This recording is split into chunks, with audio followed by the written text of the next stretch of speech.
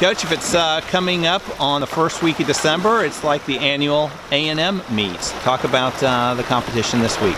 Yeah, it's a meet that we've swum just about the first weekend of December for probably 13 or 14 of the 16 years I've been here, so it's pretty much a tradition. You know, it's an opportunity, I think, for both of us. There's a big hole between when you're going to swim your meets, you know, before Thanksgiving and then probably post-finals, and so it's an easy trip for either one of us to go to. They're coming down here this year, and it just gives us a chance to get up and race, and obviously we're going to get up and get to race one of the best teams in the country when we do it. Rice has 11 provisional qualifiers. Is it good for those Owls to compete against that level of competition? Oh yeah, I mean, absolutely. If those Owls aspire to improve those provisional cuts and get to the point where they could qualify for NCAAs, this is the kind of people they're going to have to swim against there. So to pit yourself and match yourself up against them in our events it's going to be big. It's going to be really important for them, and that's one of the reasons we swim this meet, and we really look forward to it. How many events? What'll be the relays? We're doing it a little different. Relays we're changing up, so we're going to go 100 medley relay, so it'll be the all-out sprint, and the freestyle relay is actually going to be what we call a crescendo. So it'll be one person goes a 50, one goes 100, a third person goes 150, and your anchor goes to 200. So pity the anchor.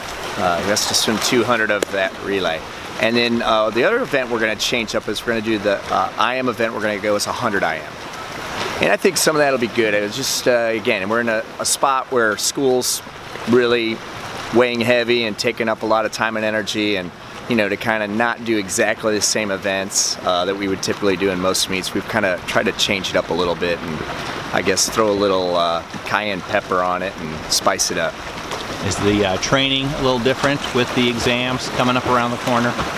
Training's different. I'm in the area with what I call flex training. So we still have a certain volume or number of workouts that we want them to get in, and we obviously want them to train in the specificity that we want, but we're giving them the flexibility to show up to the practices that work in their schedule.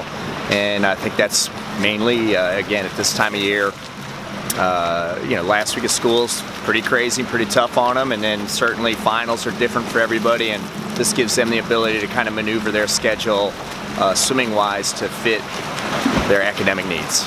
I mean, I feel pretty good about what we're doing. This is a really good time for us to train. Again, with they managing their schedule, we tend to get some really good work in. What I've seen so far, Lindsay Mathis has swum really well since she's been back from the holidays. Hannah Houston has swum really well. I really liked what I saw with Alicia the other day training. I think most of our freshmen are, you know, this is their first finals section, but I think off that first prelim final meet, I think they're starting to get it, and that's really encouraging.